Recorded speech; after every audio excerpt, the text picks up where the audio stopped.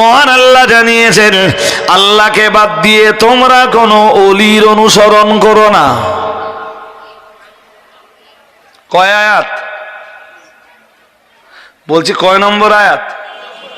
3 নম্বর আয়াত। কোন সূরা ভুলে গেছেন? আমি কাদের কাছে ওয়াজ করতেছি তাকে জানি। সূরা আরাফ। সূরা কয় পারা? 8 পারা। কয় পারা?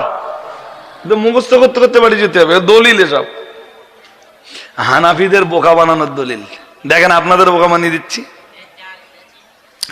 মহান আল্লাহ জানিয়েছেন ওয়ালা তাত্তাবিউ মিন দুনিহি আউলিয়া। মহান আল্লাহ জানিয়েছেন খবরদার খবরদার, তোমরা যেন কোরআনকে বাদ দিয়ে কোনো ওলির অনুসরণ করো না। আল্লাহকে বাদ দিয়ে কোনো ওলির অনুসরণ যেন করো না। কে বলতেছেন? ওলির ওলি আউলিয়ার অনুসরণ করতে বলছেন না নিষেধ করছেন? জোর করে বলতে হবে। আপনারা করেন কেন?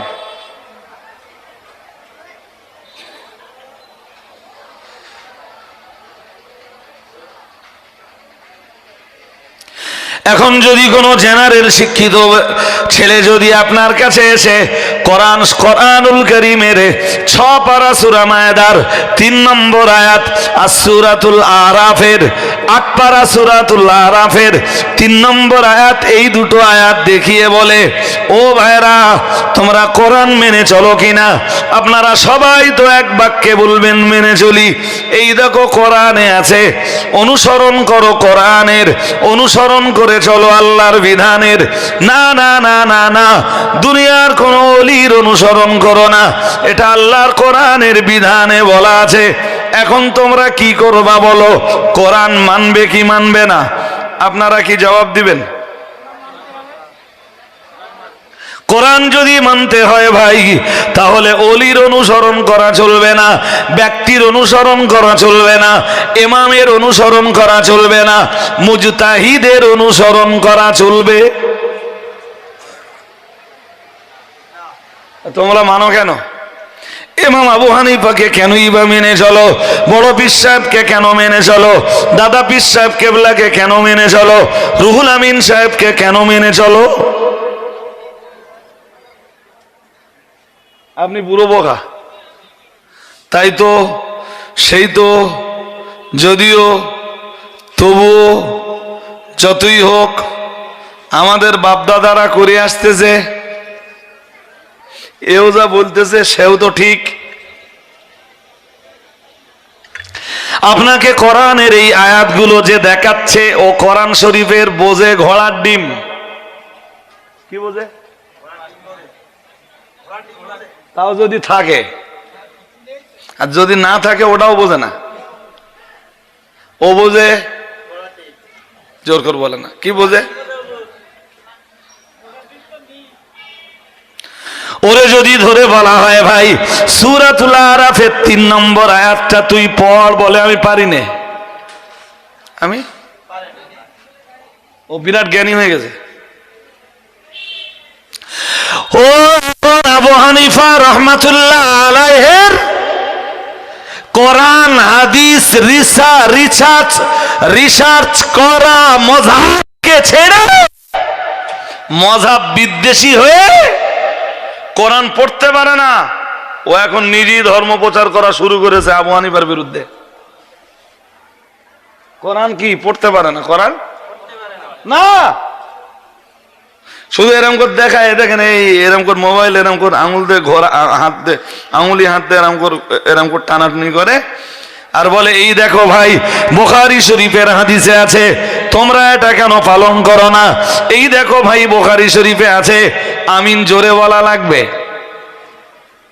আমিন।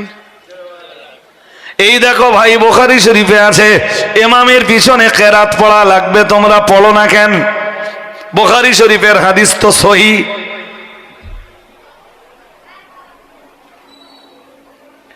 আপনার মতো সাধারণ মানুষের স্বাভাবিকভাবেই মাথা গরম হবে। তাই তো এ ছেলেটা যা দেখাচ্ছে এও তো সহিহ হাদিস, কিন্তু আমরা মানি না কেন? আপনি কনফিউশনে পড়ে যাবেন। একবার, দুবার, পাঁচবার, 10 বার যখন আপনাকে দেখাবে, বারংবার দেখাবে, আপনি শিক্ষিত মানুষ হলে ভাববেন মনে হয় আমার ভুল হচ্ছে, হুজুররা বোধহয় আমাদেরকে গোমরা বানাচ্ছে, পথহারা বানাচ্ছে, বিপদগামী বানাচ্ছে।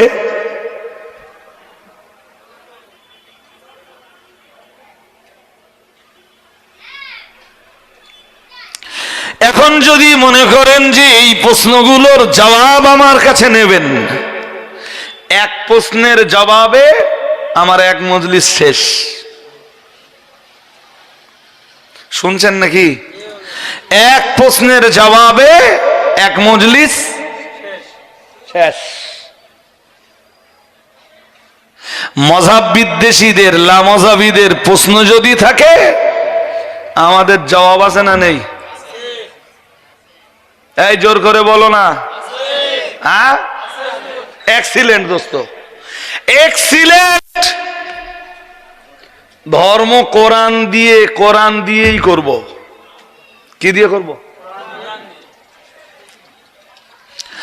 কোরআন দিয়েই করব। কোরআন পড়বো, কোরআন বুঝবো কেমনে দোস্ত? কোরআন নাজেল হয়েছে আরবিতে, আমি বাঞ্জালি, আমরা বাঙালি, তো আমাদের ভাষা কি? কোরআন নাযিল হয়েছে ইন্না আনজালনাহু কুরআনান আরাবিয়ান। মহান আল্লাহ জানিয়েছেন নিশ্চয়ই আমি কোরআন নাযিল করেছি আরাবিয়ান, আরবি ভাষায়। সুবহানাল্লাহ। আরেকটু মন খুলে, কোরআন নাযিল হয়েছে কোন ভাষা? জোর। আমরা কোন ভাষী? কোরআন বুঝবো কেমনে?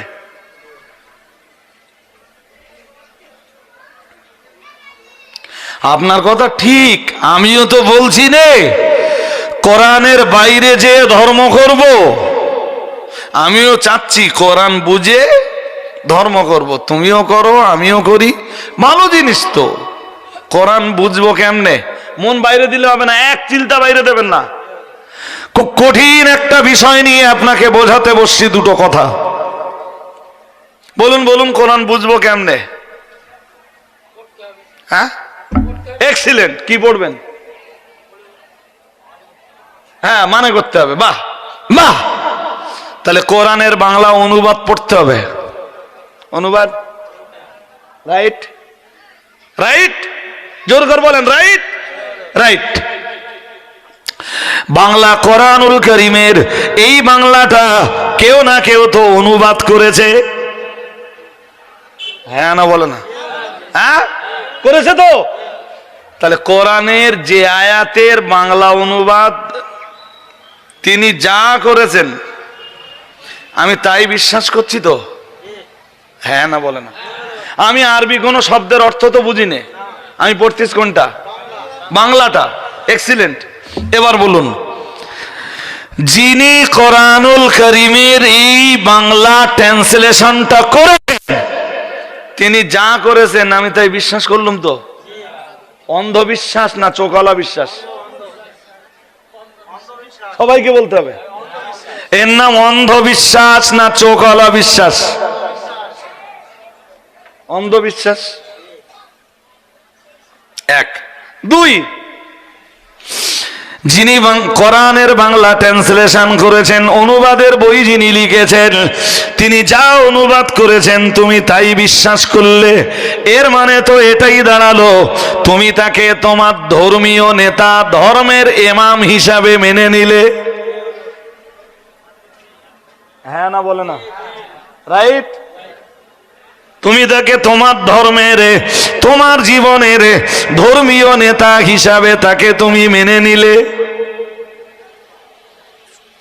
তুমি যদি যিনি কেবল কোরআনের বাংলা ট্রান্সলেশন করেছেন তাকে যদি তুমি ধর্মের নেতা হিসাবে মেনে নিতে পারো, তাহলে আমি কেন রসুলের ইন্তেকালের মাত্র 70 বছর পরে জন্ম নিয়েছেন ইমাম আবু হানিফা, দুনিয়া বরেণ্য পণ্ডিত, আমি কেন তাকে ইমাম হিসাবে মেনে নিতে পারবো না? আমি কেন তাকে অন্ধের মতো ধর্মের ব্যাপারে বিশ্বাস করতে পারবো না? জবাব দাও। তুমি কোরআন বুঝবার জন্য, তুমি কোরআন বুঝতে যে কারণে, তুমি ধর্ম করবার জন্য যে কারণে বাংলা অনুবাদ পড়ছো কোরআনের, আমি একই কারণে ইমাম আবু হানিফাকে অনুসরণ করছি। তোমার প্রশ্নের জবাব যা, আমার প্রশ্নের জবাব।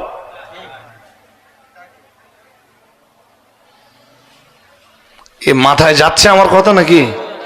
তোমার প্রশ্নের জবাব যা, আমার প্রশ্নের জবাব তাই। পারলে আরবিটা পড়ে ধর্ম করো। কোরআন তো বাংলা নাযিল হয়নি। তাহলে কোরআন বুঝবার জন্য কি লেগেছে? তোমাকে কেউ না কেউ বাংলা অনুবাদ করে দিয়েছে। তিনি ভুল করলে তোমার কাছে, তিনি ভুল করলেও ঠিক, ঠিক করলেও ঠিক। আমি ওটা বলিনি গো, কিন্তু এর তো চোখ অন্ধ। আরে ওরা আমাদেরকে বলে আমরা অন্ধবিশ্বাসী। আমরা বলুন, কোরআন অনুবাদ করতে যে যিনি করেছেন তিনি যদি ভুল করে থাকেন, এর ধরার ক্ষমতা আছে? হ্যাঁ, তাহলে এ কি বিশ্বাসী? হ্যাঁ, মসজিদে ঢুকে এরকম করে খুলে দেখাচ্ছে, বলতে এই দেয়, এই দেখে, দেখে। তাহলে কি কি কি রে? তাহলে এ দেয়, এ আন বাদলি হবে না, কোথায় বাঁধবি?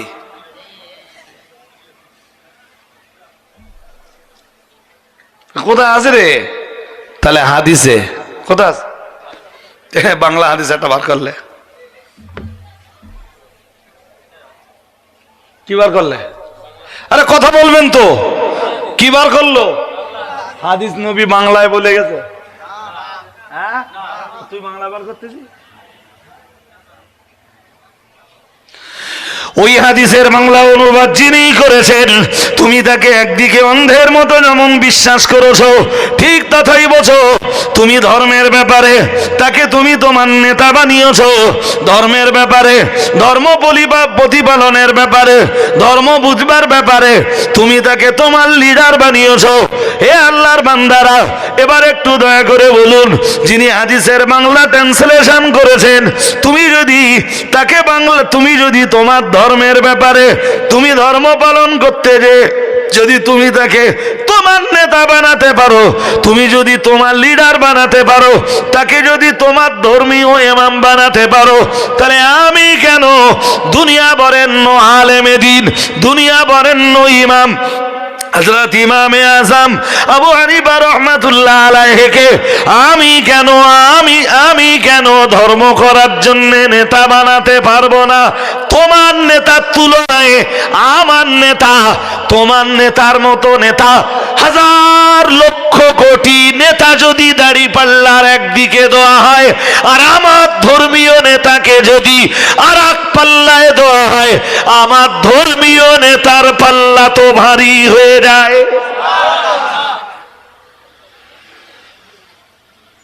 ওটা যদি তুমি ঠিক করে থাকো, তো আমি ভুলটা কোন জায়গায় করলাম বলো?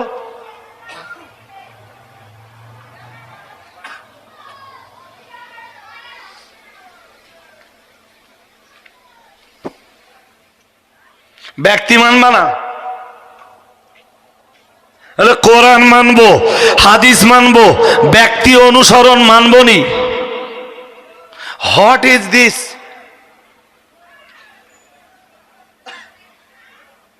ব্যক্তি অনুসরণ।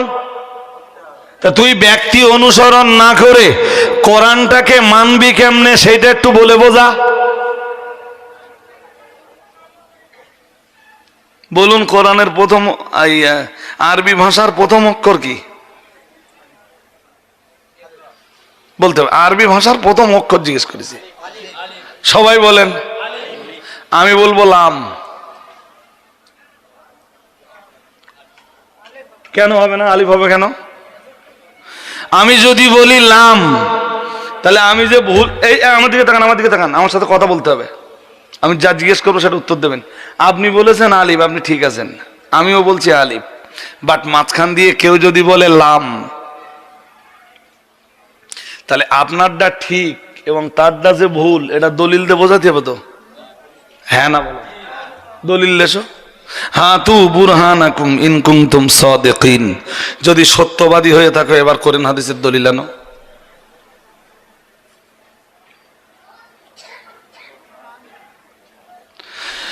তোমরা তো বলো যে কোরআন হাদিস ছাড়া আর কিছু, জোর করে বলে না, আর কিছু কি কি মানবে? কোরআন আর এক্সিলেন্ট। তোমাকে জোর জবরদস্তি করছি রে, আরবি ভাষার প্রথম অক্ষর আলিফ এর দলিল কোন হাদিসের কিতাবে আছে আর কোরআনের কোন আয়াতে আছে? ইমাম মানতে হবে না, মুস্তাহিদ মানতে হবে না, পীর মানতে হবে না, হুজুর মানতে হবে না, আলেম মানতে হবে না, মৌলানা মানতে হবে না, হাফেজ মানতে হবে না, কাউকে মানতে হবে না। একটা দলিল দাও, আরবি ভাষার প্রথম অক্ষর আলিফ। যদি কোরআন হাদিসের দলিল না থাকে তাহলে বলো, যদি কোরআন হাদিসের দলিল না থাকে তাহলে বলো, কোরআন হাদিস বুঝবার জন্যে, কোরআন হাদিস ধরবার জন্যে, কোরআন হাদিসের উপরে আমল করবার জন্যে ব্যক্তি অনুসরণের প্রয়োজনও আছে? শুনছেন আমার ওয়াজ নাকি? হ্যাঁ, আমার এই ওয়াজ কাজে লাগবে। জি, এ ময়দানে আপনাদের নামতে হবে, ময়দানে আপনাদের নামতে হবে। যত দিন যাচ্ছে না, জি, হানাফি মাযহাবের উপরে তত বেশি অ্যাটাক হচ্ছে। আর এ কথাগুলো বলবার মতো আলেম বাংলার মাটিতে নেই বলবো না, আছে। এমনি খুব পুটপুটুনি দেয়। কি বলে বলেন দিন?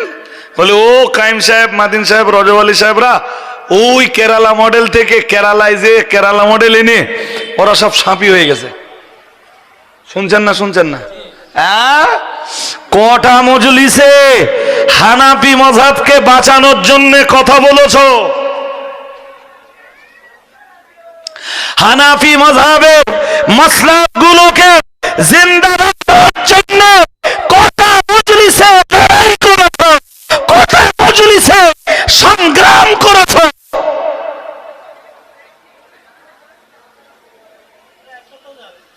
জি, সেই ঘুরিয়ে ফিরিয়ে হানাফি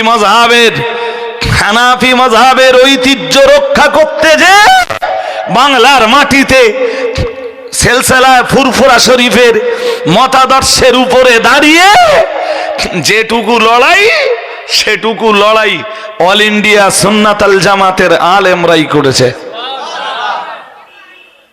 ভুল বলছি? হ্যাঁ, লজ্জা লাগে না? আমাদেরকে তকমা দাও, আমরা সাফি হয়ে গেছি, আমরা সাফিদের মসলাক চালু করছি। আমাদের মডেল স্কুলগুলোতে সাফিদের মসলা চলছে। এরা ভেতর দে হানাফি মাযহাবটাকে ধ্বংস করার চক্রান্ত করছে। এ কথা বলতে লজ্জা লাগে না?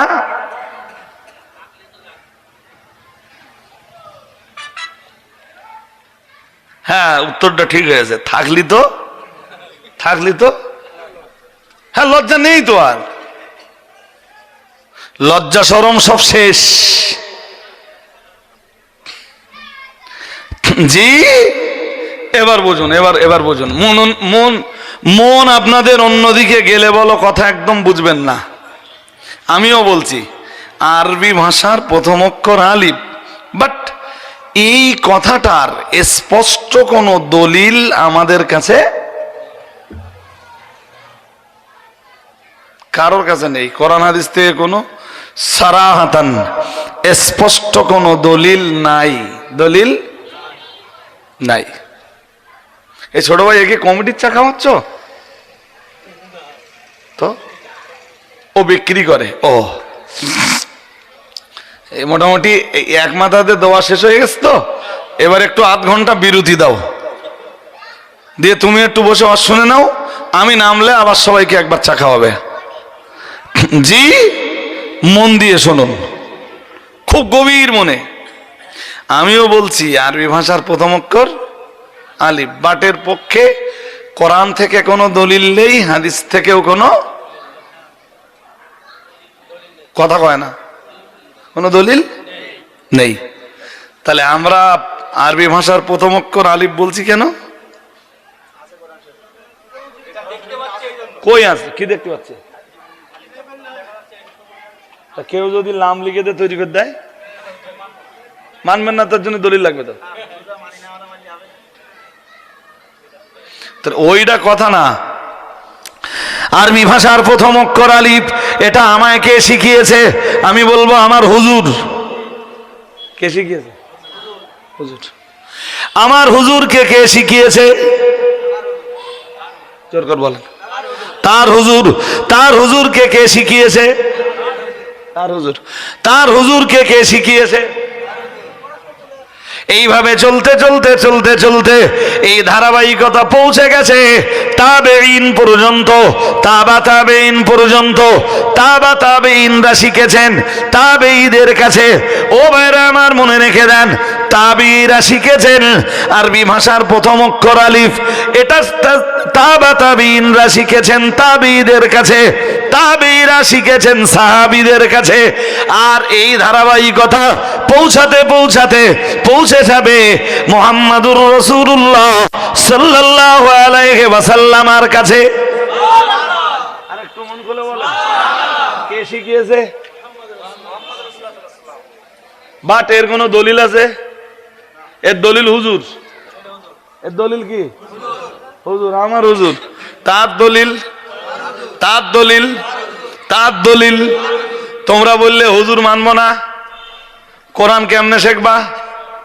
তোমরা বললে ব্যক্তি মানবো না, কোরআন। হ্যাঁ, কোরআন হাদিস কেমনে শিখবা? কোরআন হাদিস কেমনে পড়বা? তোমরা তো বললে ব্যক্তি মানবো না, শুধু কি কি মানবো? কোরআন আর যাক। কোরআন হাদিস বুঝবা কেমনে? এবার হুজুরি কাজ যাবো, এবার কার কাজ যাবো? আরে যারা মাদ্রাসায়ও পড়ে ওদের হুজুর লাগে তো, জোর করে বলে না। আধুনিক কালের কিছু চ্যাংড়া বেরিয়েছে, এদের হুজুর টুজুর। এর গা হুজুর মোবাইল। হুজুর কে? আই জোর করে বলো, হুজুর কে? মোবাইল। কি দিন পড়ে গেছে ভাই, যত দিন যাচ্ছে তত তত গাঢ় ভাবে মোবাইলটাকে এরা হুজুর বানাচ্ছে। হ্যাঁ, একটা কাজ করেন দিন, ওদের একটু প্রস্তাব দেন। বল রজব আলী সাহেবের সাথে তোরা একদিন বস মসজিদে, রজব আলী সাহেব আসবে, তোরা কজন থাকবি? রজব আলী সাহেব একা আসবে, আমরা সবাই থাকবো। মন দিয়ে শোনেন। আরে মন দিয়ে শুনবেন তো। বলেন যে আমরা সবাই থাকবো, তোরা রজব আলী সাহেব প্রশ্ন করবি, রজব আলী সাহেব তোদের উত্তর দেবে। যদি তোদের প্রশ্নের উত্তরের কাছে রজব আলী সাহেব হেরে যায়, তাহলে রজব আলী সাহেব আর কোনোদিন অজ করবে না, আর আমরা যারা আছি সব তোদের দলে চলে যাব। এ কথা ভালো না খারাপ? ঝগড়া না বেদগে? এ ভালো প্রস্তাব না খারাপ প্রস্তাব? হ্যাঁ, ভালো প্রস্তাব নেবেনি ওরা। ভালো প্রস্তাব। কোরআন আর হাদিসকে মেনে চলবা, কথাটা তো ভালো। সব ক্ষেত্রে তাও কথাটা ভালো না। কথাটা সব ক্ষেত্রে। জিজ্ঞেস করুন কেন আমি দলিল দেই। হাদিস শরীফ বিবরণ দিয়েছে মুহাম্মাদুর রাসূলুল্লাহ সাল্লাল্লাহু আলাইহি ওয়াসাল্লাম, আমার আল্লাহর নবী জানিয়ে দিয়েছেন, ও আমার সাহাবীরা মনে রাখো, আমি মুহাম্মাদুর রাসূলুল্লাহ সাল্লাল্লাহু আলাইহি ওয়াসাল্লাম, আমি আল্লাহ পাকের নবী তোমাদেরকে বলছি, আমি আল্লাহ পাকের রাসূল তোমাদেরকে বলছি, অবশ্যই তোমরা মনে রাখো, তারাকতু ফীকুম আমরাইন। আল্লাহ পাকের নবী বলেছিলেন, ও আমার সাহাবীরা, ও আমার উম্মতিরা, আমি তোমাদের মাঝে দুইটা জিনিস রেখে গেলাম। লান তাদিল্লু মা তামাসসাকতুম বিহিমা কিতাবাল্লাহি ওয়া সুন্নাতা রাসূলিহি। ও কামা ক্বালা আলাইহিস সালাম, দয়ার নবী মুহাম্মদুর রাসূলুল্লাহ সাল্লাল্লাহু আলাইহি ওয়াসাল্লাম আমার আল্লাহর নবী জানিয়ে দিয়েছেন, ওই দুইটা জিনিস যতদিন তোমরা ধরে রাখবা, লান তাদিল্লু মা তামাসসাকতুম বিহিমা, ওই দুইটা জিনিস যতদিন তোমরা ধারণ করে থাকবা, আমি মুহাম্মদুর রাসূলুল্লাহ সাল্লাল্লাহু আলাইহি ওয়াসাল্লাম বলছি, দুনিয়ার কোনো শক্তি, দুনিয়ার কোনো সাহস, দুনিয়ার কোনো দল, দুনিয়ার কোনো ভ্রান্ত মতবাদ কেউ তোমাদেরকে গোমরা বানাতে পারবে না, কেউ তোমাদের বিপদগামী বানাতে পারবে না, পথভ্রষ্ট বানাতে পারবে না, পথহারা বানাতে পারবে না। মুহাম্মদুর রাসূলুল্লাহ সাল্লাল্লাহু আলাইহি ওয়াসাল্লাম আমার আল্লাহর নবী জানিয়ে দিয়েছেন, ও আমার সাহাবীরা মনে রাখো, ওই দুইটা জিনিসের প্রথম জিনিস হলো কিতাব আল্লাহ, আল্লাহর কিতাব।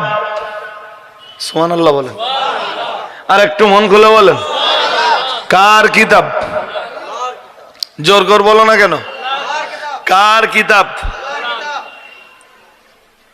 আল্লাহর কিতাব। ও সুন্নাত রাসূলিহি, আল্লাহ পাকে নবী বললেন, দুই নম্বরে তার রাসূলের সুন্নাত। একে আল্লাহর কিতাব, দুই নম্বরে আপনারা বলেন, সবাই বলেন সুন্নাত না হাদিস? সবাই বলুন সুন্নাত না হাদিস?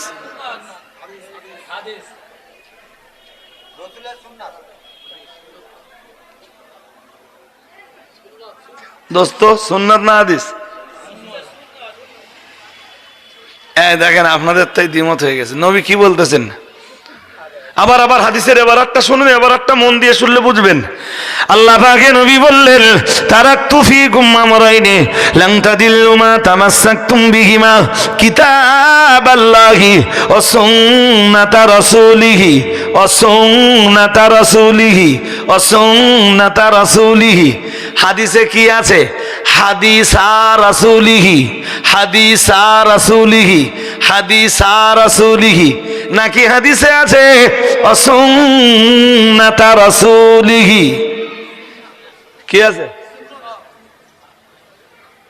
সুন্নাতা রাসূলিহি না হাদিসা রাসূলিহি? রাসূলের সুন্নাত না রাসূলের হাদিস?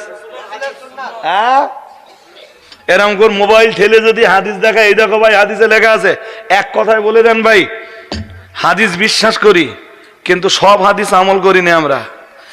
আমরা সেই হাদিসগুলোকে আমল করে চলি যে হাদিসগুলো হাদিস ও সুন্নাত, হাদিস ও, জোর করে বলেন, হানাফিরা সেইগুলোকে আমল করে যেগুলো হাদিস ও সুন্নাত। কারণ নবী নিজে বলে গেছেন কোনটা আমল করতে হবে, কোনটা ধরে রাখতে হবে, হাদিস না সুন্নাত? জোর করে বলো, হাদিস না সুন্নাত? এই জন্য তো আপনাদের বোকা বানায়।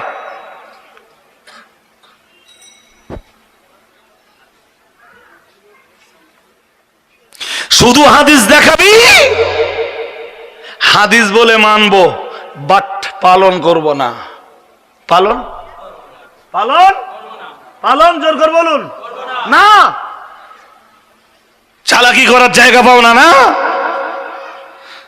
জি হাজিরিনে মজলিস, তাই যদি হয় তাহলে আমি কটা হাদিস দেখাই, কথা বলে না, বলবে আমি কটা হাদিস দেখাই, হ্যাঁ তোমরা পালন করো।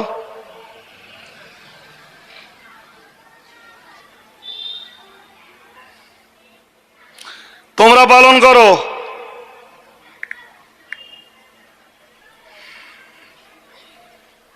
শুনছেন? রেডি? বুখারী শরীফ, অন্য শরীফ থেকে দলিল দেব না আজকে,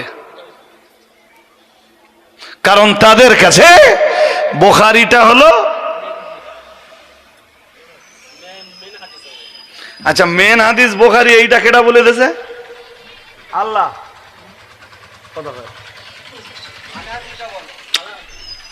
বলে তো বলে, এটা তো আমি বুঝতে পারতেছি। তা এই মেন হাদিস বা বড় হাদিসের কিতাব বুখারী শরীফ, সবচেয়ে সহিহ হাদিসের কিতাব বুখারী শরীফ, এইটা বলে দিয়েছে আল্লাহ। কথা কয় না, কথা বলতে হবে তো, বলেন বলেন। এইটা বলে দিয়েছে আল্লাহ, হ্যাঁ না কোনো জবাব নেই।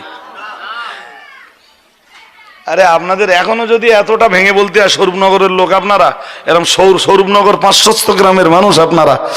ইমাম বুখারী জন্ম নিচ্ছেন 194 হিজরিতে, কত 194। রসুলের ইন্তেকাল 10 হিজরির শেষ, 11 হিজরির শুরু, আপনি 10 ধরে নেন। তাহলে রসুলের ইন্তেকালের 184 বছর পর ইমাম বুখারীর জন্ম, কত? তাহলে অন্তত রসুলের ইন্তেকালের 200 বছর পরে তাই উনি হাদিস জোগাড় করে হাদিসগুলো এক জায়গায় করে তারপর তো কেতাবের আকার দান করেছে, হ্যাঁ না বলে না? তাহলে বুখারী শরীফ সবচাইতে বিশুদ্ধ বা সহিহ হাদিসের কেতাব, এইটা বলে দিয়েছে কি আল্লাহ? জোর করে বলেন, এইটা বলে গিয়েছিল কি রাসূলুল্লাহ? তোমরাই তো বলো যে মানবো আল্লাহর আর মানবো আল্লাহর, আল্লাহর রসুল ছাড়া কাউকে মানবো না, কোরআন মানবো আর আর হাদিস মানবো। সবচাইতে বিশুদ্ধ হাদিসের কেতাব বুখারী, এইটা কোরআনের কথায় আছে বা হাদিসের কথায় আছে দোস্ত, কিয়ামত পর্যন্ত সময় দিলুম দেখে দেওয়া।